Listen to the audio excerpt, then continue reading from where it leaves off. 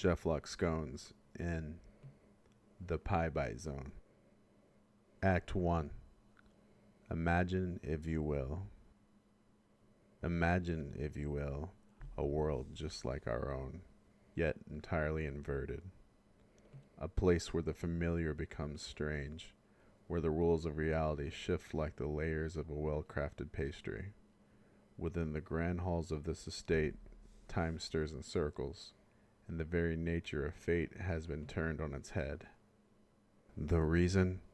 A dish, a single forbidden recipe, baked with precision and care, yet with unintended consequences. The man arriving now has no idea that he's about to step into a world where up is down, sweet is sour, and the very fabric of logic has been kneaded into a paradox. But for a mind as sharp as his, the ingredients of this mystery will soon be laid bare. He is Cheflock Scones, and this is the Pie Bite Zone. Act 2. The Letter of Desperation. It was an unusually quiet morning on Baker's Row when Cheflock Scones unfolded a letter with meticulous care. A cup of tea, left untouched, steamed beside him, its aroma mixing with the scent of parchment and ink. Dr. Dinsung, seated across from him, tapped his fingers against the wooden table. "You're quiet, Cheflock.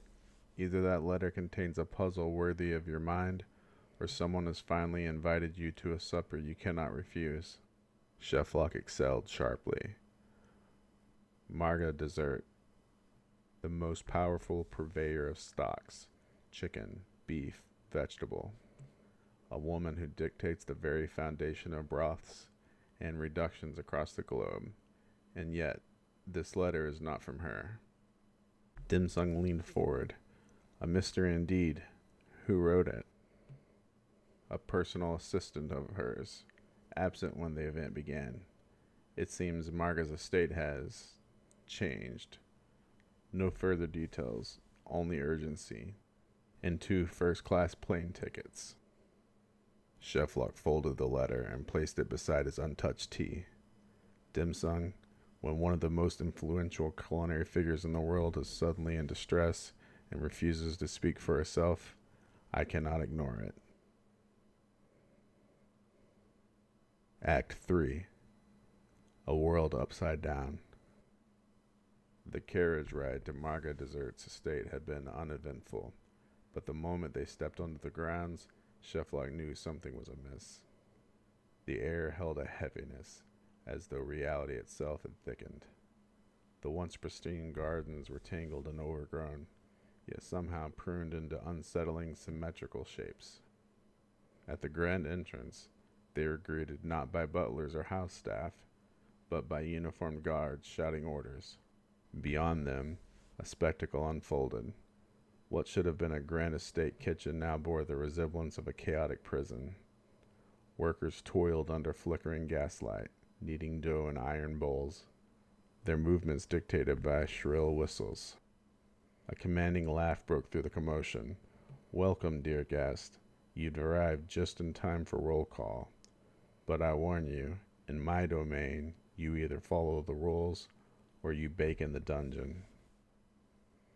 Marga Dessert, clad in warden's garb, surveyed the scene with an air of chaotic authority. Dim Sung turned to Cheflock, voice low. "What in heaven's name happened here?" Cheflock adjusted his cuffs. "The world has been flipped like an overturned souffle, and I intend to find out why." Act 4. The Forbidden Recipe. "The ritual of reversal," he read aloud. "A dish once prepared in times of desperation, meant to undo fate, change outcomes, and rewrite reality. It was never meant to be eaten, yet someone baked it anyway." Dim Sum leaned in, and the result?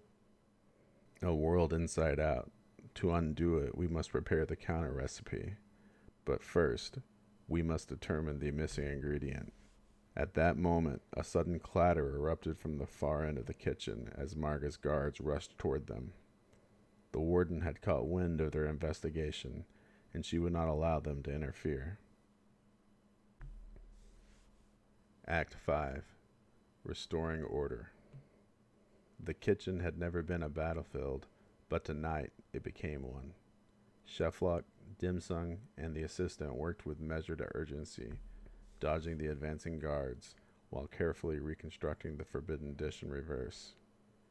Every ingredient measured, every movement precise. At last, the final component, a rare golden spice that had been locked away in Margaret's private collection, was folded into the mix. The moment it touched the batter, a low hum vibrated through the room, the very air shimmering as reality began to shift. Margaret Dessert blinked as if walking from a fever dream. What happened? And why do I smell nutmeg? Dim Sung exhaled in relief. Welcome back, Miss Dessert. You were quite the warden. Sheflock took a final sip of his long-forgotten tea, now cold. Another case solved. The world, as it should be, restored. And yet, I must admit, I'll miss the excitement of the pie bite zone. The wind howled through the now empty halls of the estate as the great iron gates creaked open once more. The world, once twisted, had returned to its natural state. But for those who had glimpsed the inversion, one question remained. What if the recipe had never been undone?